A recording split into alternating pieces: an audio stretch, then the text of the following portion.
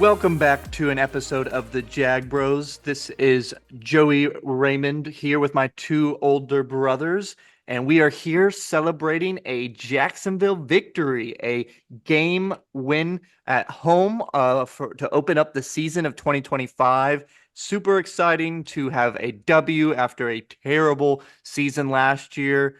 We looked great. I was there at the game. It was a lot of fun. There was a dumb rain delay, but we can talk about that maybe a little bit later. But this defense played very well, and the offense played good enough to win. I'm excited to get into it. What did you guys think of the first game for the Jaguars? Oh, baby. It is so nice to finally be on the winning side, to have tons of optimism. I am 100% ready to get hurt again. I'm all in, pushing the chips in. That's exactly the type of performance we thought we would see, and we got to see it, and even better than what we were expecting defensively. Let's go. Jags to the playoffs, Jags to the Super Bowl. Jags to the Super Bowl. Here we go. All right. And the Chiefs stink. Oh, yeah, but we got to beat the Bills or the Ravens. That's true. That Sunday night game was pretty unbelievable. But look, hey, it's exactly how you wanted to start. And we'll break down the game more specifically. But 26-10, and obviously it's the Panthers, which we talked about in the preview. It'd be amazing if you could play Carolina every week. We unfortunately don't. But we did talk about it a lot. We started the year so poorly last year, 0-4. And the way this schedule plays out, I mean, there's a real chance that the Jags can get some momentum, get rolling. And the only way you do that is you got to go win the first game. And they did 26-10. Yes, it's the Panthers, but again, it's hard to win a double-digit 16, almost 3-score game in the NFL. So hats off to the Jags. I'm fired up for this team, fired up for this podcast. Love doing this with y'all. Shout out to y'all in terms of podcasts, Apple, Spotify. We crossed over 10,000 downloads. So Jags fans truly are the best. Let's keep it rolling. It's going to be a special, special year. So let's go Jags. Let's go Jag Bros. Hey, Joey, what was it like being in the stadium? Very hot.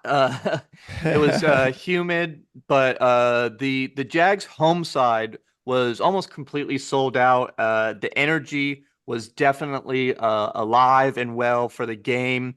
Every time Travis Hunter even touched the ball, everyone was super excited, palpable. I mean, also Tootin. I didn't realize how many fans were waiting for him to touch the ball. He only got 3 carries this game, but every time he went in, everyone's like, oh, he may break a big one here. So a lot of people are believing in these rookies and are excited to see them and what they do. I've never seen that much excitement for a bulky draft class.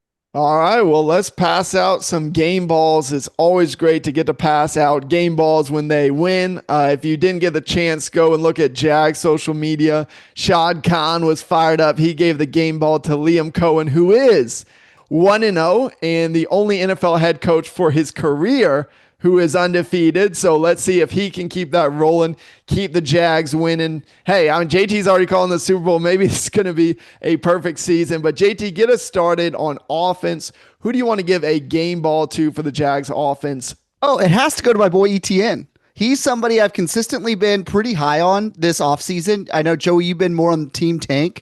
But Etienne, look, 2 years ago, he was a top 5 running back in the NFL with yards. He was number 2 in broken tackles. And we saw that on display against a pretty bad Panthers run defense. But I think we're going to see Etienne. He fits the mold well. He was Trevor's partner there at Clemson a few years ago. He's on a contract year. He looked excellent. I think he was mainly hurt last year, coupled with a bad offensive coordinator. And I loved seeing the bounce back performance he had. He played very well. I saw a burst of speed that I haven't seen from him in a while, and a willingness to, even if the hole was blocked up, make cuts, see the field better. Just played all around much better than he did last year. So I'm very excited that he's played well, and you gave your game ball to him. So I'm going to give my offensive game ball to Brenton Strange, who had a great game, showed out, made all the catches that were thrown to him, a great safety blanket for Trevor, and then also a huge asset in blocking and helping break some of these runs. We saw him absolutely lay out one of the Panthers with his big shoulder block. Love to see it. I thought he played very well and can be a very good tight end in this league. Yeah, Joey, I'll give you credit. You've been beating the drum on Brenton Strange. He looked the part, 4 receptions for 59 yards. He was the Jaguars' leading receiver, and you didn't get to hear it because you were at the game, but the announcers spent 3 quarters of the Jaguars' offense gushing over Brenton Strange pretty much every time he was in and around the ball. So if you got a chance to rewatch the film, I'm sure you'd appreciate the level of love the announcers were giving him. Strange was fantastic, and you're right, Joey. What really impressed me was his blocking. He had several pancake blocks.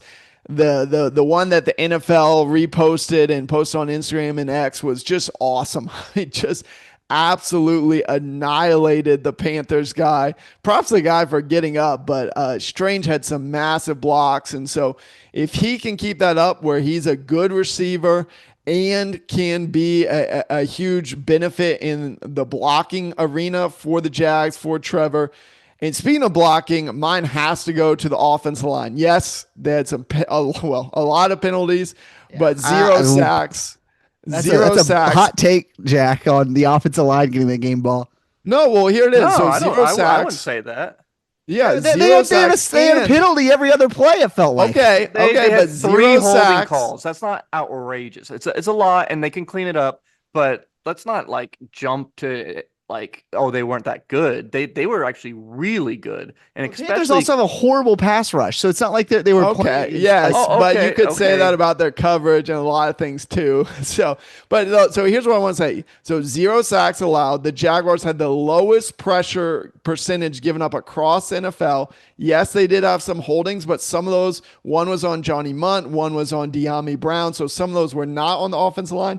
And for a Jags offense that struggled to establish the run, I mean, they ran for 200 yards, more than 6 yards per carry. Yes, Etienne ran really well, but you also have to give a lot of credit to the big boys up front. So Jags offensive line, I don't have a specific player, but I'm going to give my game ball there. JT, guess what quarterback had the least amount of pressures in the whole league? Trevor. I'm gonna assume it's Trevor. And you know what? Look, I didn't see the offensive line play out of their mind good, but it's also possible that I still had scar tissue from watching the Gators the night before and how horrible that offensive line played against USF. But we did have 11 penalties, which maybe we'll talk to you a little bit later about.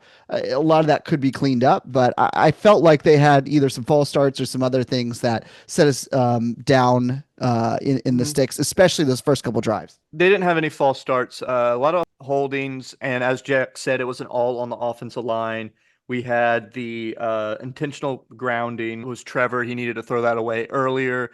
And then Cam Little had 3, I think, where he kicked it out of bounds. That needs to be fixed. But a lot of that is super fixable. So your first game, it's very similar to the first preseason game. We had a lot of penalties against the Steelers. And then the next game, we had, I think, only 2. So it's something that can be fixed. I'm not going to hold that completely against them. Yeah, and so as we keep the game balls rolling, Joey, I already know. Go ahead and let us know. You were rocking his jersey. Who is the defensive game ball you're going to give to from this 26-10 win? It has to go to Foye. He played outstanding. 23, baby.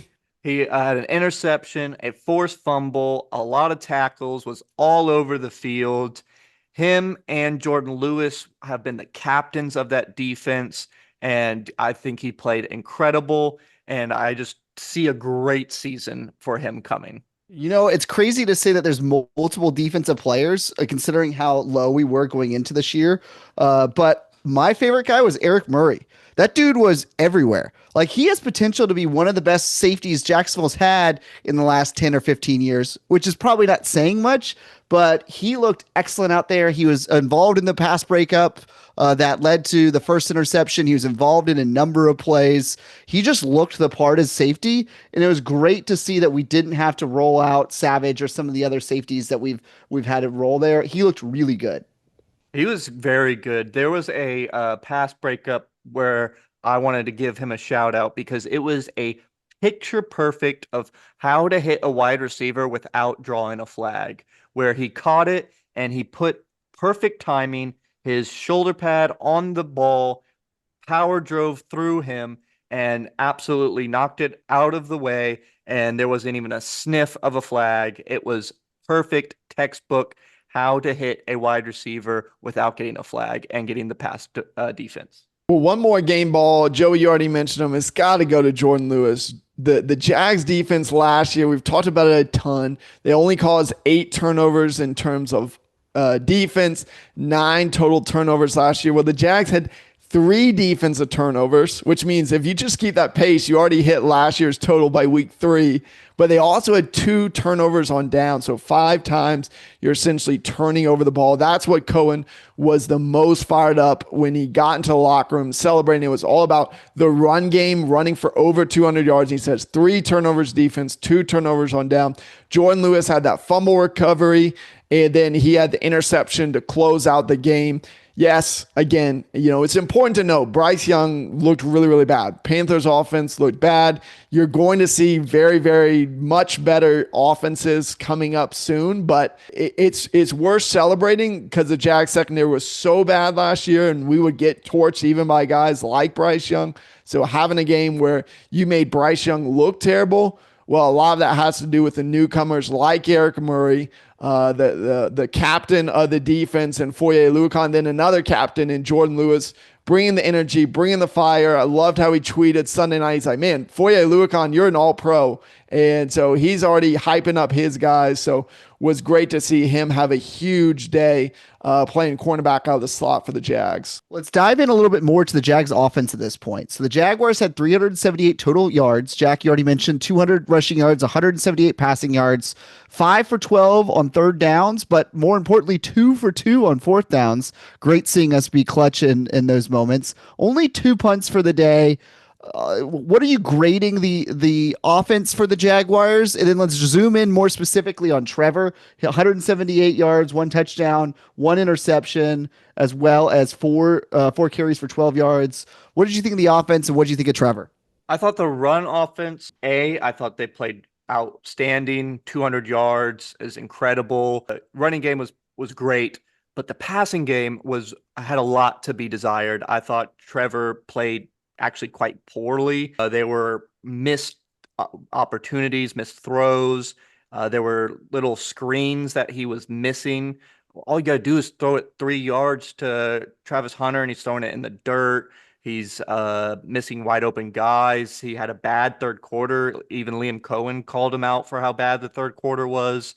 It has to be better. I think hopefully it will. I could definitely see that Trevor wasn't used to having that much time because it felt like he was rushing himself when he had plenty of time in the world to take a beat and throw a better ball. But he was like so quick and so ready to get the ball out that he was missing throws. He needs to take a breath, breathe, and throw a much better ball. Yeah, I mean, Trevor had essentially the stat line that I said, like, Trevor, you can't have, which is about 160 to 180 yards, a touchdown and an interception.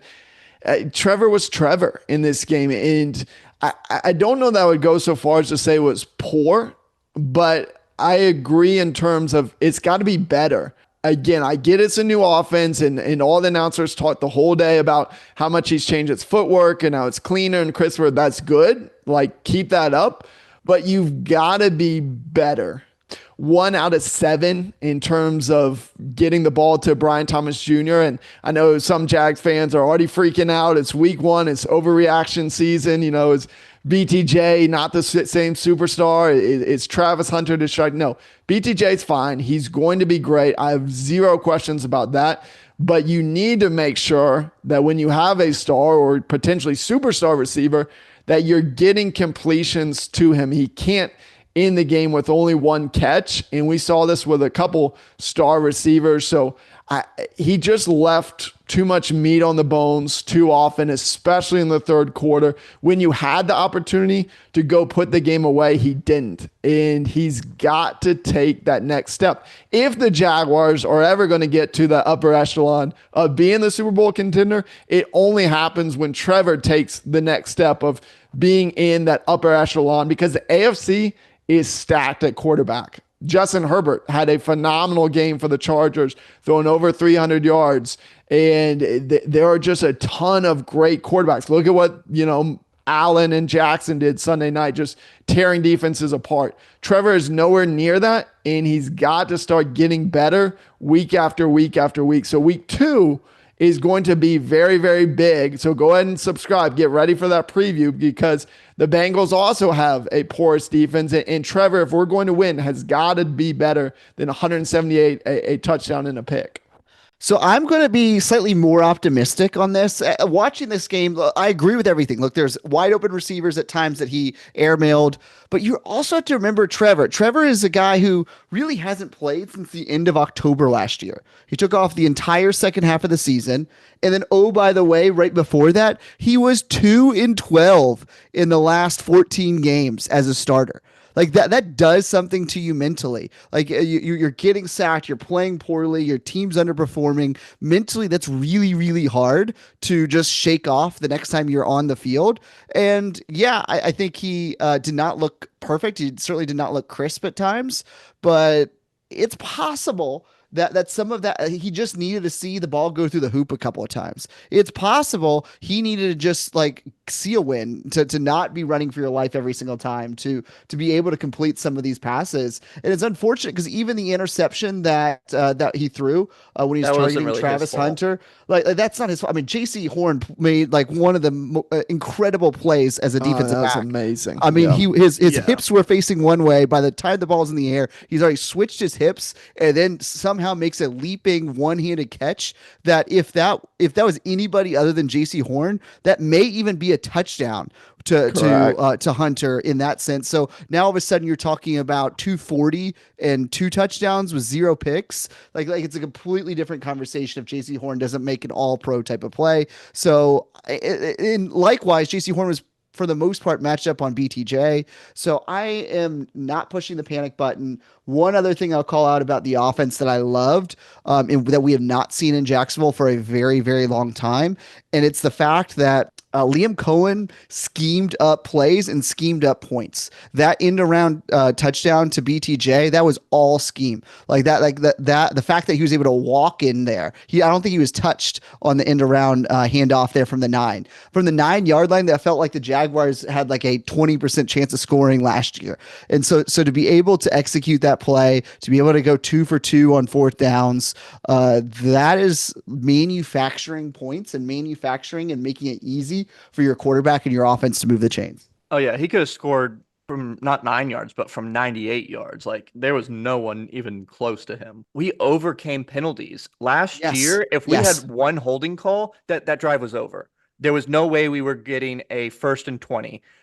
Yet we overcame it 3 times and still got a field goal in the first drive. I love seeing that just because you made a mistake doesn't mean the drive is over. Love the offense's perseverance. And you're right, Trevor wasn't awful, but he was so Trevor. And the fact that he made difficult throws like some De'Ami Brown where the window was tight and he still put it right in between it and put it right into his chest. And then with layup throws, missing those, Trevor needs to make the layups.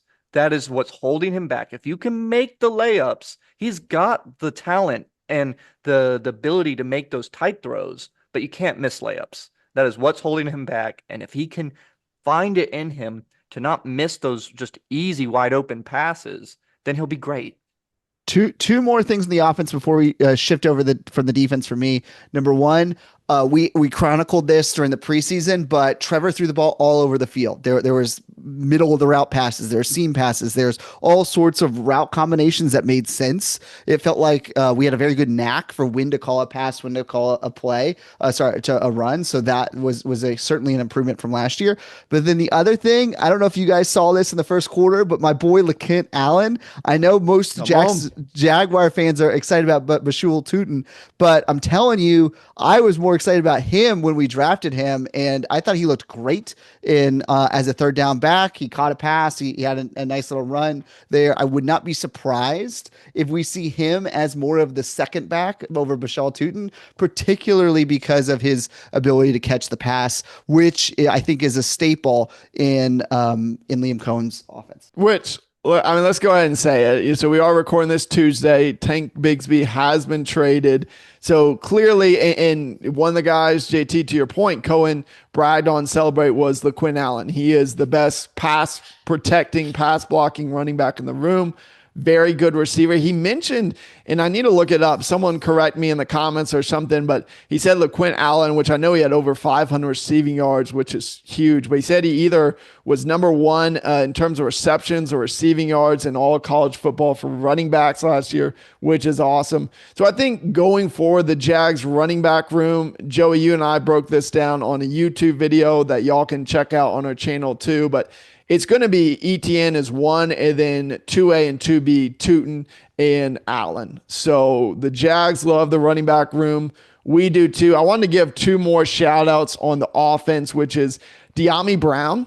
He had 3 receptions for 52 yards. He had that incredible block, which that's a play we just haven't seen from the Jaguars. That's a hunger. That's a go get them. Doesn't show up in the stat sheet, but on that 71-yard run by Etienne, Brown is 40 to 50 yards sprinting down the field to get one more block to get Etienne about 15 to 20 more yards. Those are the big plays that teams like the Chiefs, the Eagles, the teams that win the close big games that don't show up in the stat sheet, but that was awesome. And then one final shout out, just because this is cool. Hunter Long had his first career touchdown. He's been playing in the league 4 or 5 years. So shout out to Hunter Long getting that 1 catch and a touchdown. Pretty cool for him to get his first career NFL touchdown. Yeah, the offense played very well. And obviously when you should have almost won 30-3, it's just was really good. I think that there was even more that we could have done, and hopefully we can clean up before the Bengals game. But we'll get to the defense. Man, they played well. A lot of people were worried about the defense, but they came out and showed out with 3 takeaways, with a possible 4th that was called back. They were hungry. They were going after the ball. They were calling up rush plays. I loved seeing Anthony Campanelli being aggressive on the rushes. I saw Jourdan Lewis come in and almost take out Bryce Young, and a lot of people just getting at the quarterback. Almost had a lot more than 1 sack, but loved seeing Smoot get a sack. The stadium went crazy for him getting a sack, so loved that from the defense. Jack, I'm really curious to know what you think about this, because while I think that the defense outplayed what the expectations were, I'm not 100% sure that the defense does not have a lot more holes than what we saw against the Panthers. I think we matched up really well against the Panthers because here's what they had. They had an average to above average rushing attack, but I think our front 7 and run defense might actually be average to maybe slightly above average. But their passing attack is not very good. Even with Bryce Young back there, you have Tet, who's making his first start as a rookie, who you saw flashes. I think he could be a special player, but this is his first start. You had Renfro as their second best receiver, who they had literally cut the week before, but they had to reinstate because Coker got injured. You also have unproven tight ends, which has historically been a bad weakness for us. And then we gave up the long touchdown receiving yards to the running back too, which has also plagued us. I'm not 100% sure that we're still not a bottom 10 pass defense, but it was great to see us play well, nonetheless, especially at home. I think that's the big thing for me is just in terms of the defense, in terms of the whole team, I'm like, stay hungry, stay that underdog team, because the reality is, yes, it's a great win. It's a very nice win. It's a fantastic way to start the season. But the reality is, to your point, JT, that's what most people are thinking. I guarantee you, Joe Burrow and that offense, they're thinking, hey, this is an opportunity to get right. They had a rough week 1. So they're like, hey, this is our game to go out and torch at home against the Jaguars. So you've got to have that mentality of we've got to go prove it. And power rankings don't mean anything, but most power rankings have the Jags still in kind of that 20, 21st, 22nd, 23rd team overall. So a lot of people, even with a nice win week 1, they're like, oh, that's more the Panthers just stink than the Jaguars might actually be good. So stay hungry. The Jags did what they needed to do in this game. And I love that a lot of us, the keys to victory, we hit pretty much most of them. JT, you had limit Chuba Hubbard to under 120 yards. We did. They ran on us a little bit too much. I didn't love our interior defensive line, but we prevented any big run plays from the Panthers. I said, hey, you've got to hold them when they get to our side of the field, hold them a field goal or hold them to 0 points. We did that multiple times. And that's where the defense needs to shine, is you're going to see teams move the ball on us, but when it comes to third down, fourth down, when it comes to red zone, you got to bow up. You got to make big plays, because that's what we did 0% last year. Well, in this game, we made Bryce Young look really, really bad. We made Bryce Young look like rookie Bryce Young, the Bryce Young that everyone thought the Panthers are going to be done with. 18 for 35, 154 yards, a touchdown, a pick, only a 20.1 QB rating. Those are the type of games that the Jags defense needs to continue to have. And you're not going to have it be that phenomenal, but make the big plays when it counts. Make the big plays when it counts. And we had players step up, and we outlined them with some of the game balls earlier this episode. But the two guys that you're paying the most, paying top 3, top 5 type of money to, were, in my opinion, a non-factor. Tyson Campbell didn't really do anything. He made some tackles, which is nice, but somebody who made 0 tackles and was not involved in a lot, in my mind, was Josh Hines-Allen. In fact, I saw him take a couple bad angles at times where it felt like Bryce was able to escape the pocket and either run for a nice play or extend the play to be able to pass the ball. I'd like to see more from, I'll use this term super loosely, but our superstars, or at least the guys paid as superstars, show out, especially against a potentially inferior opponent. The only play I'm pretty sure was Campbell, and I could be wrong, but it was that the throw to Ted McMillan in the end zone. I think it was Campbell who had a really nice breakup on that play. But definitely, and something we highlighted was we felt like this could be a big game for Hines-Allen and Trayvon Walker, and it just wasn't. That was Joey. Yeah, that was your key, Joey. Get after Bryce Young. He had good escapability, but you look at the Jags 26-0 victory about a year and a half ago, the end of that 2023 season. That's what the defense was able to do phenomenal, was get after them. I think we had 6 sacks in that game. We only had 1 in this game. Yes, that is where the Jags defense got to be better. On the edge, getting after the quarterback. If he's going to drop back and have 35 pass attempts, you got to have a lot more than 1 sack a game. And typically that's come from Trayvon and from Josh Hines-Allen. So those have to be the guys to lead the way for the Jags D. Yep. And so that is where my concern comes from, is if you're not getting the pass rush and the sacks against the Panthers, then maybe it's not actually as good as we think it could be. And then you couple that with the fact that they didn't really have a lot of offensive weapons that scare you. And we're certainly going to find out quickly this week against the Bengals, who have a lot of potential offensive weapons. And look, it's great that Foye Oluokun played a nice game. He got the interception, but he's not exactly known as a really plus pass defender. And Wingard, again, a nice run stopping safety, but not necessarily known as a plus defender. Although he did have that pick 6 that unfortunately got called back on that penalty. That would have been awesome. True. But yes. I think overall, like, great performance by the defense. I don't want to take anything away from him, but I'm not ready to crown them yet. And it's funny because on one side, I'm trying to excuse Trevor's potentially subpar play, but I'm also trying to timber down some expectations on the defensive side of the ball. But that man, that's the NFL. Like, that's week 1. It's hard not to have big reactions either way. And the reality is, no matter who it is, they can be the smartest person in the world in the NFL. You're really not going to know until a few more weeks, because the reality is we don't know. Like, if the Panthers can somehow turn around and be a 7-8 win team, all of a sudden this win looks way better. If the Panthers are a 2-win team and the Jags begin to struggle, then you're like, okay, the Panthers were just that bad. I did want to point one more thing out on defense, and that is 2 guys that didn't have as many snaps as we probably would have expected. One would be Devin Lloyd, had just 22 snaps on defense. This was tied for the lowest of his career since a game against the Lions in 2022.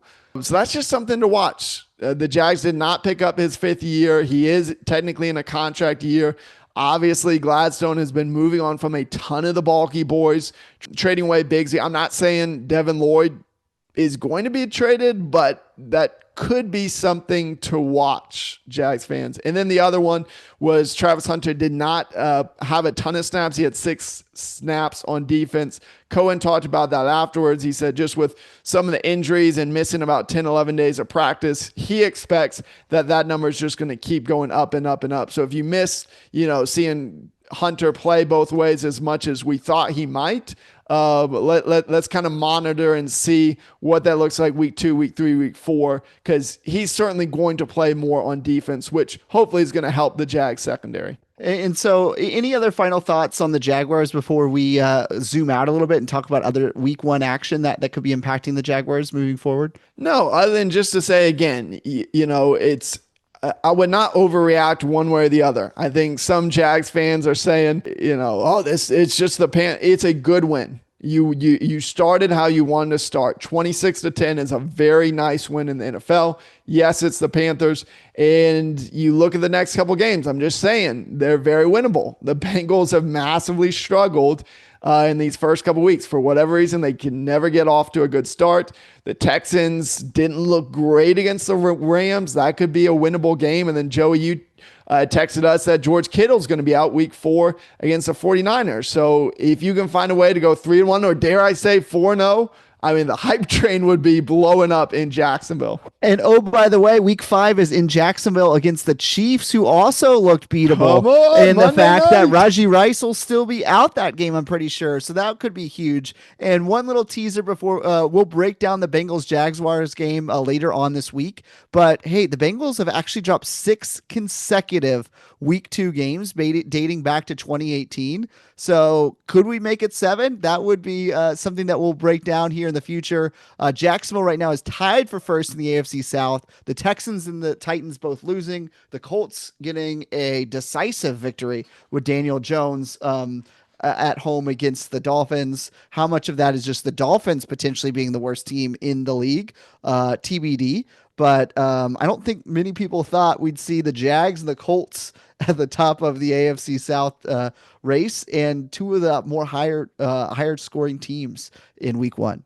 I did just have to, you mentioned Daniel Jones. This meme makes me laugh so much. It's Sunday night. Someone tweeted out Giants fans watching Daniel Jones turn to Peyton Manning while Russell Wilson is playing like Daniel Jones. So again, I think that's much more of Daniel Jones playing the Dolphins' terrible defense, but that was just hilarious to see. And I did want to give one more shout out. One, all 3 of us picked this game right. So 3-0. JT, you were the closest of the 3, picking it at 27-13. So only 4 points off. Hats off. Well done. But also want to give a shout out to one of the Jag fans and followers, because we tweet this out. So make sure you're always connecting with us there.